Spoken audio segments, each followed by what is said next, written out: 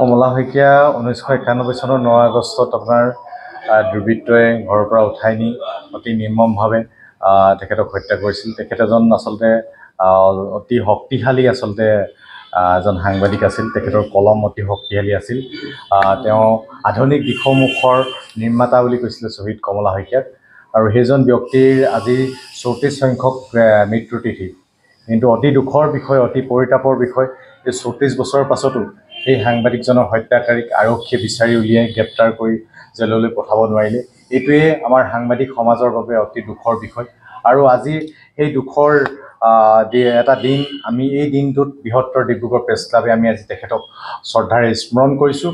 আৰু আমি সাংবাদিকসকলে যেতিয়ালৈকে আচলতে তেখেতৰ হত্যাকাৰীক গ্ৰেপ্তাৰ নকৰে, তেতিয়ালৈকে আচলতে আমি সাংবাদিকসকলে শান্তিৰে আচলতে থাকিব নোৱাৰিম। আৰু আমাৰ ন্যায় ব্যৱস্থাটোৰ ওপৰত, আমাৰ চৰকাৰৰ ওপৰত আস্থা নাথাকিব।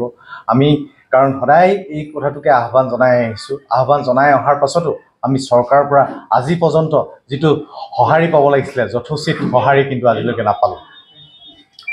গৌৰৱ দিছে প্ৰয়াত কমলা শইকীয়া, সাংবাদিক কমলা শইকীয়াৰ মৃত্যু।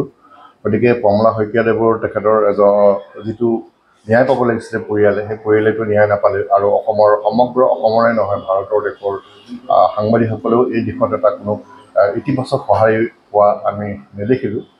আমি আশা কৰিম যাতে অসমৰ এতিয়ালৈকে প্ৰায় 20জনকৈ অধিক সাংবাদিক এনেকুৱা বিভিন্ন ধৰণৰ হত্যাত নিহত হৈছে হত্যাকাণ্ডত। গতিকে পৰৱৰ্তী দিনত, ভৱিষ্যতৰ দিনত যাতে সাংবাদিকৰ ওপৰত যিটো নিগ্ৰহ, যিবোৰ উৎপীড়ন যিবোৰ চলি আছে, এই উৎপীড়ন, নিগ্ৰহ, অত্যাচাৰ এইবোৰৰ পৰা যাতে কিবা এটা যাতে চৰকাৰে যাতে বিহিত ব্যৱস্থা গ্ৰহণ কৰে, তাৰ বাবে মই অনুৰোধ জনাম। ইয়াকে কৈ মই সামৰিছোঁ।